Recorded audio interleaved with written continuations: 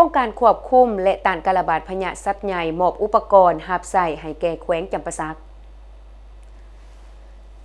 ในวันที่ 30 เมษายน 2026 โครงการควบคุมและต้านการระบาดพยาธิสัตว์ใหญ่อยู่ในสาธารณรัฐประชาธิปไตยประชาชนลาว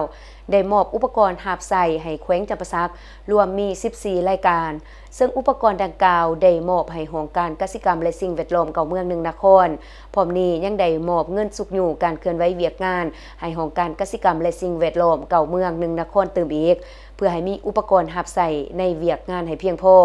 พิธีได้จัดขึ้นอยู่ที่ศูนย์วิจัยและบริการสัตวแพทย์หลัก7นครปักเซโดยการเป็นประธานร่วมของทานศรีสวัสดิ์หอมดาราต่างหน้าหัวหน้าโครงการขันกระทรวงทานนางยมมาลาศรีหวงศ์ห้องหัวหน้าแผนกกสิกรรมและสิ่งแวดล้อมแขวงผู้ประสานงานโครงการขันแขวงมี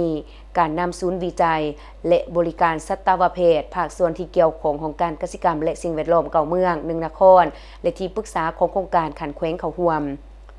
โอกาสกล่าวมอบทานศรีสวัสดิ์หอมมาลาต่างหน้าหัวหน้าโครงการขันกระทรวงได้อธิบายประวัติความเป็นมาของโครงการควบคุมและต้านการระบาดพยาธิสัตว์ใหญ่อยู่สปป.ลาว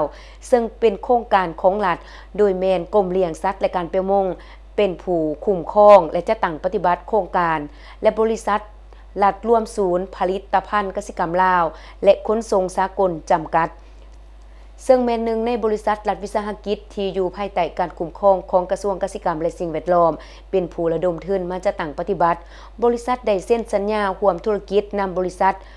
คังหุยกสิกรรมลงทุนพัฒนาจำกัดผู้เดียวสปจีนในระยะ15 ปีทุนได้รับการร่วมธุรกิจแม้นจะได้นำใส่เขาในการจัดตั้งปฏิบัติโครงการในระยะผ่านมากรมเลี้ยงสัตว์และการประมงได้เอาใจใส่ในการจัดตั้งปฏิบัติการซักยากันพยาธิสัตว์อย่างเป็นขบวนการโฟดโดยเฉพาะการจัดตั้งขบวนการในวันซักยา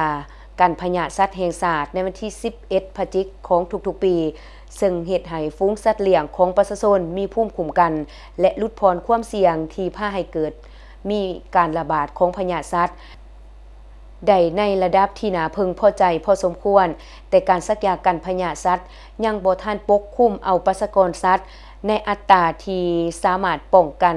บ่ให้พยาธิแพร่ระบาด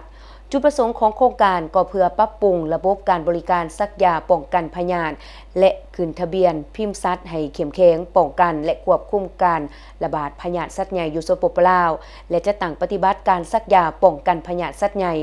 ให้สัตว์เลี้ยงของประชาชนและให้บรรดาฟาร์มเลี้ยงสัตว์ใหญ่ในขอบเขตทั่วประเทศ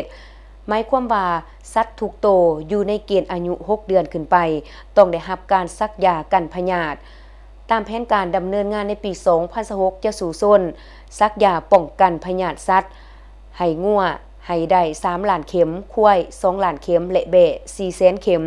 ในเบื้องต้นจะซุ้มใส่การซักยาป้องกันพยาธิสัตว์4 ชนิดคือปากเปื่อยลงเล็บ